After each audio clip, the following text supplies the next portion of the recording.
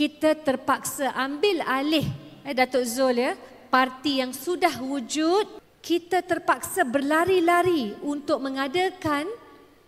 mengurus organisasi, meletakkan calon-calon bertanding pilihan raya umum 1999.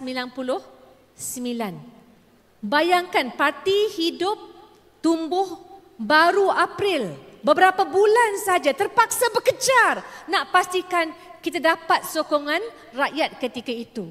Seolah-olah Parti Keadilan ini daripada awal perlu jadi parti yang kalis dan mendepani cabaran.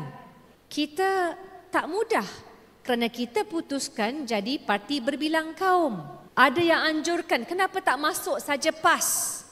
Kenapa tak masuk saja DAP? Itu pilihan yang ditawarkan. Tapi kita mahu gerakkan satu wadah yang dapat menampilkan inilah mikrokosma Malaysia. Kalau boleh dalam cabang, ketika itu quite unheard of. Satu cabang kena ada wakil Cinanya, kena ada wakil Indianya, kena pastikan kita berbincang secara bersama. Bila bercakap tentang isu artikel 153, 152, cakap di depan secara bersama.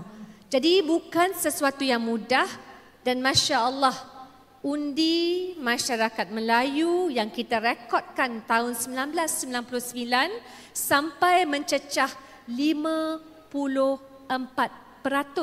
Saudara-saudari, itu undi yang kita dapat capai di kalangan masyarakat Melayu.